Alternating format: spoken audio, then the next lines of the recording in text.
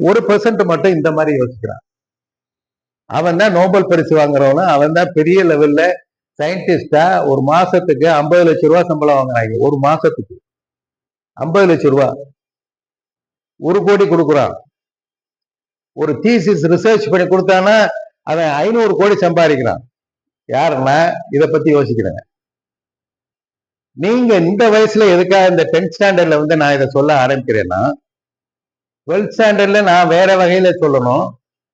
இப்ப நான் அடுத்து 5th ஸ்டாண்டர்டுக்கு போவேன் கொஞ்ச நாள் 2 நாள் ஆனவொன்னு. அவங்ககிட்ட வேற மாதிரி சொல்லணும். ஆனா உங்க இடத்துல நான் சொல்றதுக்கு காரணம், இன்னும் 2 வருஷம் எங்களோட இருக்க போறீங்க. அந்த 2 வருஷத்து சப்ஜெக்ட்ல இது எனக்கு தேவையானதுதான் நான் படிக்கிறேன். நம்ம பேனா வச்சிருப்போம், பென்சில் வச்சிருப்போம்.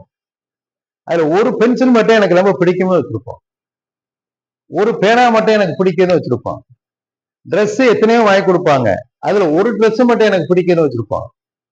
சாப்பாடு எத்தனையோ வகை வைப்பாங்க, எனக்கு இந்த இதுதான் பிடிக்கும் அப்படின்னு வச்சிருப்போம். அப்ப என்ன, நம்ம எதை பிடிக்குதோ அதை ஏற்றுக்கொள்கிறோம்.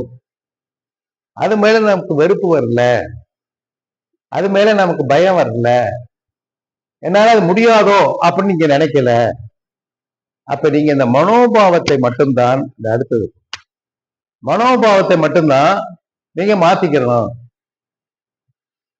இப்ப இது வந்து பொதுவா பிளானட்டரி பொசிஷன்ஸ் தெரியுதா? அப்ப அதாவது இப்ப எப்படி உங்க ஃப்ரெண்ட்ஸ்லயே பல வகையான ஃப்ரெண்ட்ஸ் இருப்பாங்க. ஒரு பையனை சுத்தி நிறைய பேர் 10-15 பேர் சுத்தி போவாங்க ஒரே பையங்கள, ஒரு செட்டா. ஒரு இடத்துல இப்ப 30 போகுது, ஒரு இடத்துல 10 போகுது, இன்னொரு இடத்துல ஒரு ஆளு போகுது. இப்ப எர்த்துக்கு மட்டும், பூமியை சுத்தி மட்டும் ஒண்ணு மட்டும் தான் போகுது, அதான் நிலா. ஆனா ஜூபிட்டரை சுத்தி பாத்தீங்கன்னா 10 சுத்திக்கிட்டு இருக்கு. இது அதை விட குறைச்சல இன்னொன்னு வருது, நெப்டியூன்.